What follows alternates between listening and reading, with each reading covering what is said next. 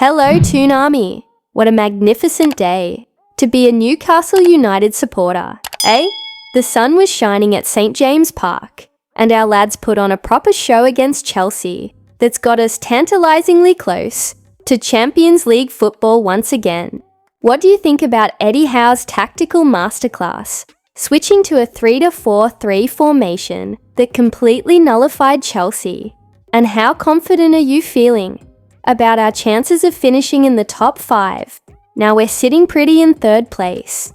Drop your thoughts in the comments below. The atmosphere at St James's Park was absolutely electric on Sunday afternoon. From the moment the players walked out onto that hallowed turf, you could feel something special was about to happen. And didn't our Magpies deliver? Just 2 minutes in, and our Italian maestro Sandro Tonali had us all jumping out of our seats the way Tonali started the move himself, pressing Chelsea's Romeo Lavia with that relentless determination we've come to expect from him was a thing of beauty. He won the ball back. Our Brazilian magician, Bruno Guimaraes, spread it wide to Jacob Murphy, and there was Tonali again, ghosting in at the far post to slot home Murphy's cross. Poetry in motion from the lads in black and white. Eddie Howe deserves enormous credit for his tactical approach to this game. With Kieran Trippier and Joe Willock unavailable, many managers might have stuck with what they know, but not our Eddie. The switch to 3 centre-backs with Sven Botman, returning alongside Fabian Schär and Dan Burn, proved to be an absolute masterstroke.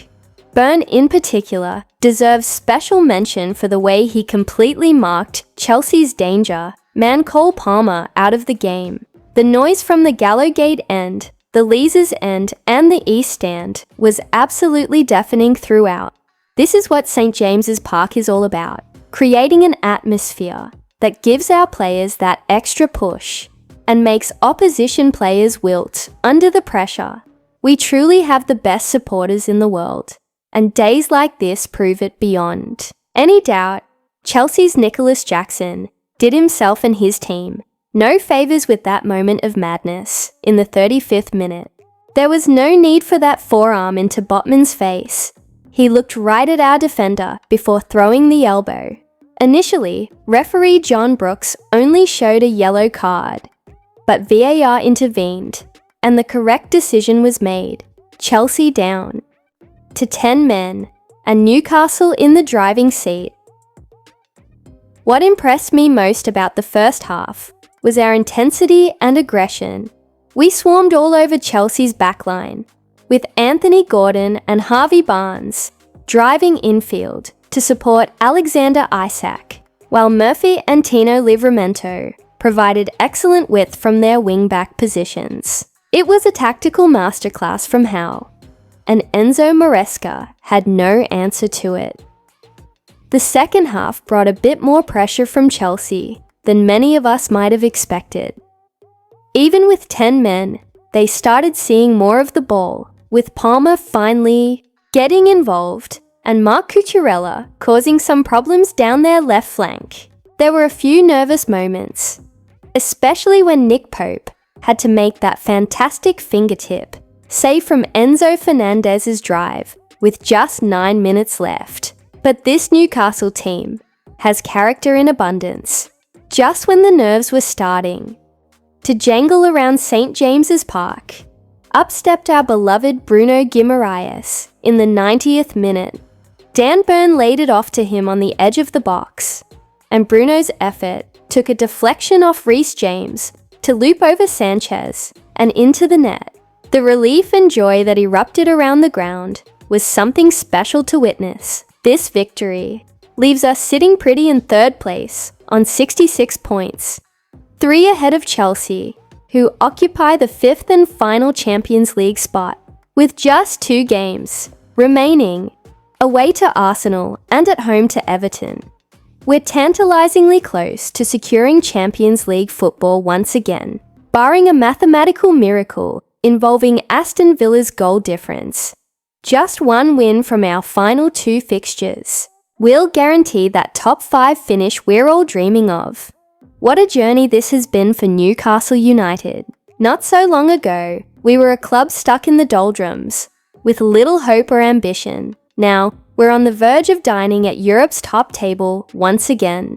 The transformation under Eddie Howe has been nothing short of remarkable. He's built a team that plays with passion, determination, and no little skill. A team that truly represents the spirit of this great city and its people. This 2-0 victory over Chelsea isn't just another 3 points. It's a statement of intent from the best team in the world. What we're witnessing at Newcastle United is nothing short of a footballing renaissance, and it's absolutely glorious to be part of it. Let's talk about what Champions League football would mean for our beloved club. First and foremost, it brings the financial muscle to compete with Europe's elite. The revenues from qualification alone are substantial, but factor in the increased global exposure, merchandise sales, and enhanced sponsorship opportunities. And we're looking at a genuine game changer for Newcastle United's future. But it's not just about the money. Champions League nights at St. James's Park. Can you imagine it? The famous Champions League anthem, ringing out under the floodlights. The world's best players stepping onto our hallowed turf. And that unmistakable European atmosphere that only the Toon Army can create. For those of us who remember our previous Champions League campaigns, under Sir Bobby Robson, the prospect of experiencing those magical nights again is almost overwhelming. For Eddie Howe, securing Champions League football would be the crowning achievement of his managerial career so far. When he arrived at Newcastle in November 2021, we were winless and looking like certain relegation candidates. The transformation he's overseen has been nothing short of miraculous. His tactical acumen, man management skills, and unwavering belief in his philosophy have turned us into one of the most formidable sides in the Premier League. From a recruitment perspective, Champions League football is the ultimate draw. Players who might have previously hesitated to join Newcastle will now be beating down the door to be part of what we're building here. The summer transfer window could be very exciting indeed, with the club able to attract an even higher caliber of talent to strengthen an already impressive squad. Our current crop of players deserve immense credit for getting us to this position. Bruno Guimaraes has been simply outstanding all season. A world-class midfielder who could grace any team in Europe. Alexander Isak has shown why the club invested so heavily in him, with goals, work rate, and technical ability that have made him a fan favourite. And what about Nick Pope? That save from Fernandez yesterday was worth its weight in gold. These players have embraced what it means to play for Newcastle United, and they deserve their shot at European glory. Looking ahead to our final 2 fixtures, there's still work to be done. The trip to Arsenal won't be easy. They're fighting for their own objectives at the top of the table. But this Newcastle team has shown time and again that they fear nobody. Remember that 1-0 victory at St. James's Park earlier in the season? If we can replicate that performance, we'll secure our Champions League spot with a game to spare. And if it comes down to the final day against Everton at home, what an occasion that promises to be. St. James's Park packed to the rafters, an atmosphere to rattle the foundations of the stadium, and potentially a Champions League place on the line. It's the stuff dreams are made of. It's worth noting too that our current league position of 3rd would represent our highest Premier League finish since the Sir Bobby Robson era.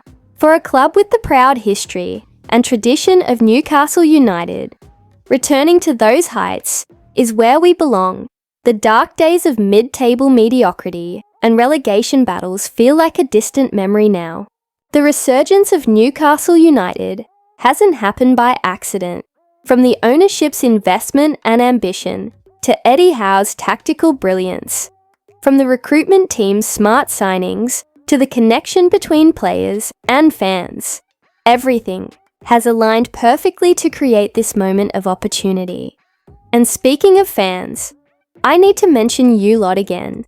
The Toon Army has been the one constant through thick and thin.